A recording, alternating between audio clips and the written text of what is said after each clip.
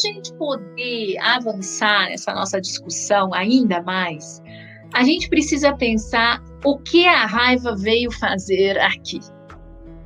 Por quê? Qual é a função dela? Por que ela existe?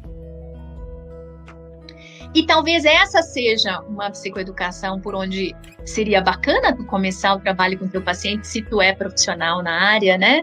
Ou então, para ti que não é profissional na área, mas que está querendo aprender, ou mesmo sendo profissional na área, está querendo aprender a lidar com a raiva. Qual é a função da raiva?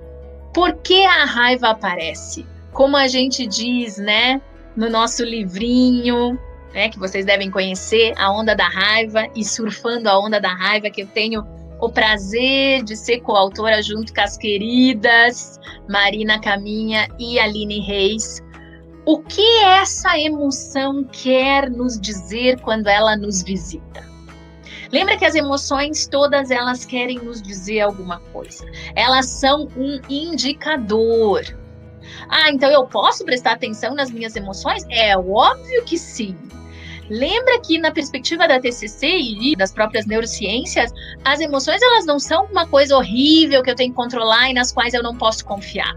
Elas estão te dando alguma dica, mas nem sempre o que ela está te informando é o que realmente está acontecendo. Por isso, a gente tem outras instâncias para nos ajudar a regular as emoções. Essa é a proposta da TCC. Não que a gente não pode sentir, que a gente não deve sentir, que as emoções são ruins ou más ou negativas. E sim que elas existem e elas têm uma função na nossa vida. Mas se nós deixarmos elas determinar os nossos andamentos, em geral, se a gente não tem um repertório, se a gente não sabe como lidar com as emoções, em geral, elas acabam muitas vezes se voltando contra nós mesmos, muitas vezes estando associadas com desregulação, com dificuldade de lidar com os nossos relacionamentos sociais, ou mesmo com as nossas demandas físicas e mentais. Então, bora lá! A raiva, ela quer nos indicar, ela quer nos ajudar a perceber a frustração, ou seja, ela quer nos avisar que as coisas não acontecem do jeito que a gente espera. Uma vez uma paciente minha disse assim, então, na verdade, a raiva quer me dizer que eu sou uma boba de esperar alguma coisa da vida. Gente, todos nós temos expectativas. É assim que a nossa cabeça funciona. Expectativas e atribuições de significado. Lembram lá do modelo modal? Então, a gente tem expectativas, nós estamos sempre tendo ideias sobre o que a gente acha que vai acontecer. Vocês têm uma expectativa sobre esse nosso encontro. Eu tenho uma expectativa sobre esse nosso encontro. E essa expectativa, ela não é ruim nem boa, ela é uma expectativa, desde que eu entenda que ela é uma expectativa. Ela não é necessariamente o que vai acontecer. E quando nós sentimos raiva, isso está nos informando que houve um descompasso entre a nossa expectativa e o que realmente aconteceu. Aí tu pode dizer, grande coisa, quem é que queria ser avisado disso? Gente, informação é poder. É maravilhoso eu perceber que existe um descompasso entre a minha expectativa e o que está acontecendo. É maravilhoso, por quê? Porque pode me ajudar a regular as minhas expectativas também.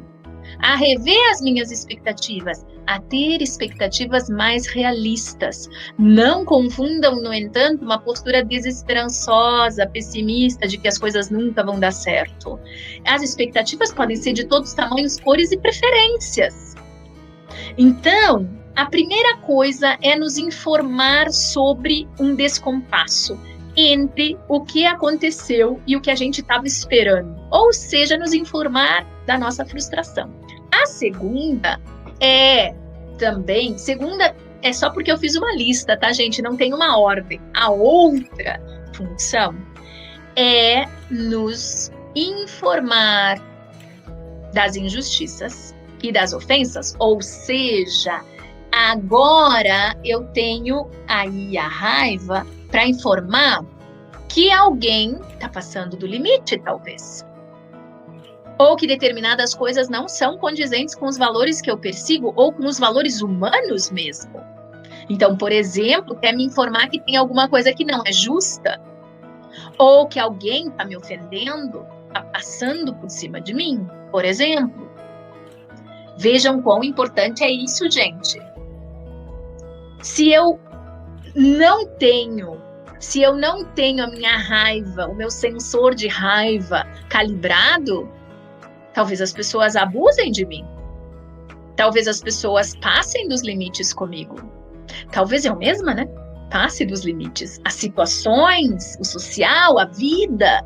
Então, tem também essa informação muito importante, que é a de me falar sobre ofensas, injustiças que estão sendo cometidas comigo ou com os outros.